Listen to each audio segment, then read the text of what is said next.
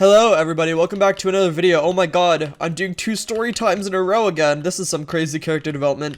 This is day number 21, or no, maybe 22 of my series where I go over 31 stories for 31 days. I'm trying to get this series finished up by the end of June. I'm going to Anaheim for VidCon, so I'm going to be gone out of commission for 5 days, so I'm not sure if I'm going to be able to do that, but I'm going to do my best. We'll see what we can do, and yes, we're back with the Dying series. I should turn this into its own mini-series. I mean, I've almost died so many times, man. It's actually, like, crazy at this point. Like, I feel like eventually when you have, like, so many near-death experiences, like, you get to a point where it's like, surely this person's exaggerating at this point, but I'm not. Like, that's, like, the whole thing, that it's, like, I feel like I've had so many experiences that have made my life so interesting that it's hard to, like, really continue to, like, be surprised by them. Eventually, you kind of just get used to them, and it's, like, that's concerning, because these stories are about, like, how I could have died, right? So, like, the matter of,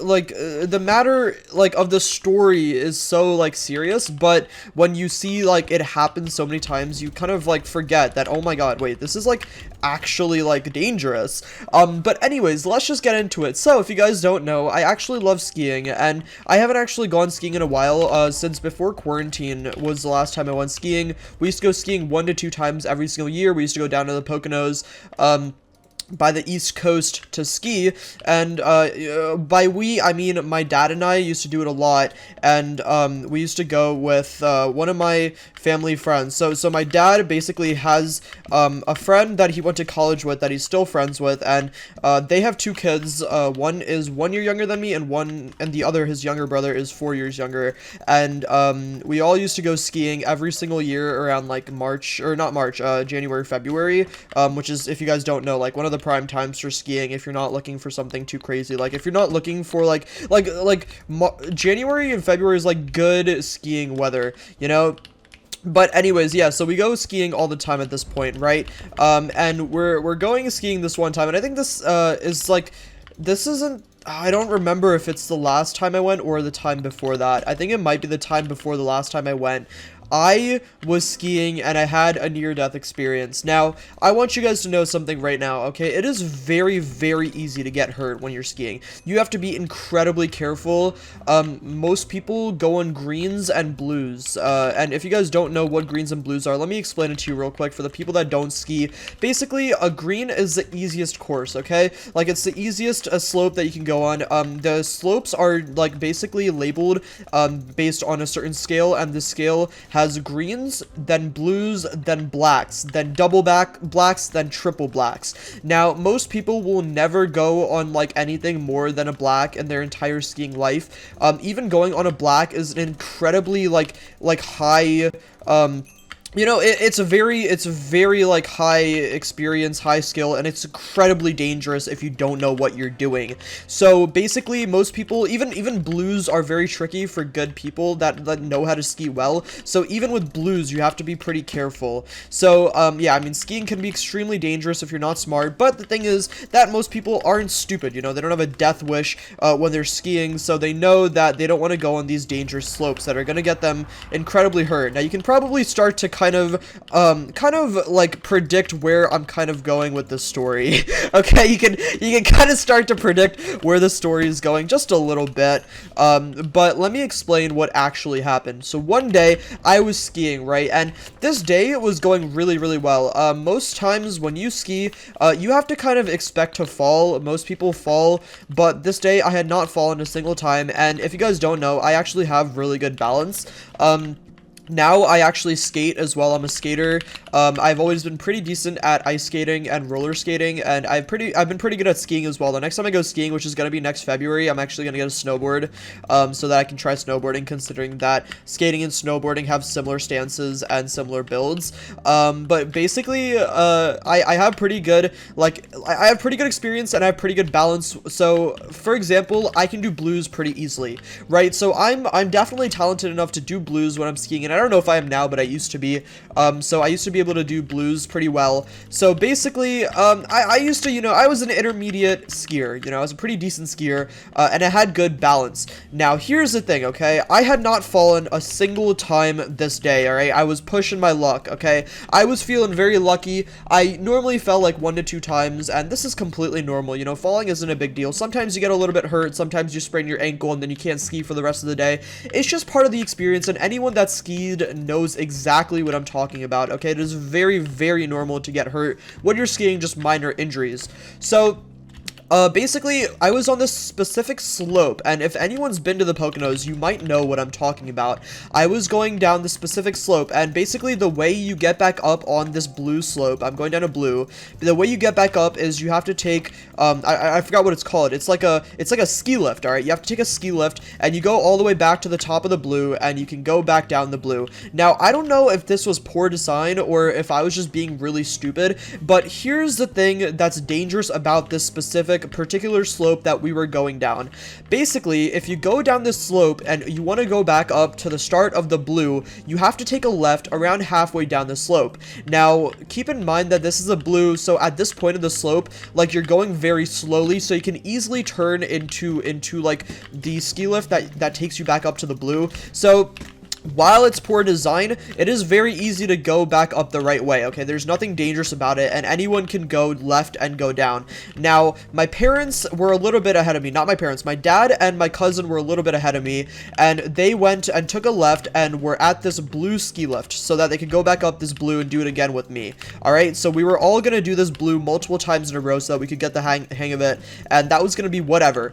Now, here's the thing. Here's where everything started to go incredibly wrong, okay? Now, I with my, like, undiagnosed ADHD at this point, actually, I think it was, like, diagnosed at this point, me not knowing what I was doing, okay? I was, like, zoning out while skiing because, once again, I'm a good skier, I'm not a bad skier. I was going down this blue, I was zoning out because I'm comfortable doing that. I'm comfortable skiing without, like, worrying too much when I'm going down the blues. I was just going down this blue, and I completely forgot I had to take a left turn to go into the ski lift, which basically enables me to go on this blue again. So, what I ended up doing was going past the lift, and I saw my parents waving to me, or I keep saying parents, so it was just my dad. I saw my dad waving to me, and he was, like, kind of urging me to come back the way, I was going and, like, turn around. But obviously, when you're going down a slope, it's incredibly hard to, like, go back up the slope. Generally, you have to go all the way, up to the bottom, because there's always ski lifts at the bottom of the slope. So, I was like, okay, I'll just go up this other slope. It can't be too bad, right? Well, guess what? Alright, guess what? This slope at the bottom was leading to 2 double black diamonds. Now, I need you guys to understand something, okay?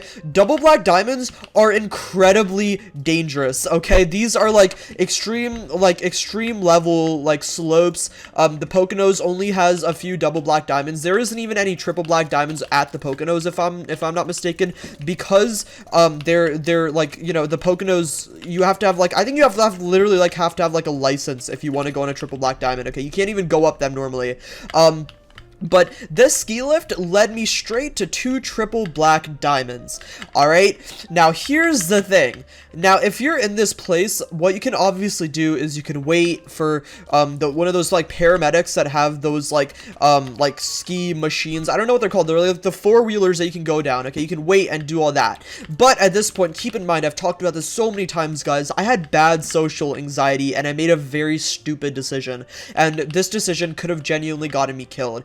Instead of waiting and asking someone to bring me back down the safe way, I said, frick it. Alright, I literally said frick it, and I was like, I'm just gonna go down this double black diamond, because what choice do I have? I was genuinely under the impression that I had no choice, because talking to someone was like literally like the worst case scenario to me at this point. So I was like, okay, I'm just gonna go down this double black diamond.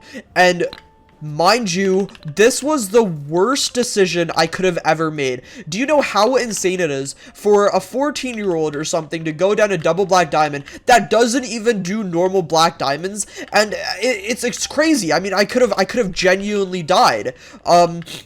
if you guys don't know, double black diamonds are known for having lots of like different you know, you have like you have tricks that you can do on the double black diamonds. Like there's different kinds of like you know, there's like jumps and there's like ramps and all these things at the Pocono double black diamonds. So if you hit those and you don't know what you're doing, you're gonna go flying and you're gonna break something, okay? You're gonna like dislocate your shoulder or break something, and it's gonna be not good. It's gonna be really, really bad. So I had to like go down and avoid all the double black diamonds. Now, or not the double black diamonds, I had to avoid like the entire process of hitting anything that was in my way. Now, here's one thing that I will say about skiing, okay? One last thing. If you guys don't know, unless you're very good at skiing, what you want to do is you want to go left to right, okay? You want to turn your skis so that they go down in a slanted direction, left to right, left to right. You never want to go straight down, especially if you're going incredibly fast. Now, here's the thing, right? Me going on this double black diamond, I was extremely inexperienced, and I wasn't capable of turning, because if I turned, I would fall and break something, okay? I would break my arm, or my leg, or dislocate my shoulder. Something was getting broken if I turned. So I went down this double black diamond straight ahead, and I cannot, like, I can't even explain how dangerous this is, going straight down a double black diamond without stopping until I got to the bottom. I don't know how I didn't fall a single time. I didn't fall, I didn't get hurt, I had no injuries, I didn't fall a single time that entire day.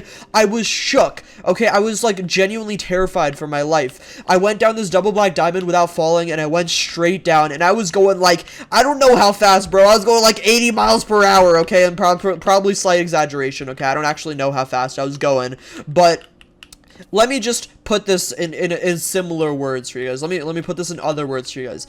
If I hit something, I would have probably died. Or at least gotten like extreme blunt force trauma and major injuries to my brain, okay? It would have been bad. And if you guys think I'm exaggerating, I'm gonna put a story on the screen right now of a man that did the same thing and actually died at the same exact place. Okay, this is not a joke. This was scary. This could have been really, really bad for me, and luckily, I was fine, but I almost wasn't, and I'm just glad I was. And after that happened, I did not touch that slope ever again, okay? I don't even think I've gone skiing since. Maybe I did one more time, I don't remember, but yeah, man, it was a scary experience. It was genuinely one of the most scariest experiences of my entire life. But anyways, if you guys made it to the end of this video, comment the word ski, SKI. I'm gonna heart every single comment that says the word ski within the first 24 hours. Thank you guys for watching this entire video. Genuinely, probably one of my most flawless commentaries. I don't think I had to do like a single cut in this video. But anyways, I hope you guys had a great day, and peace out. Bye!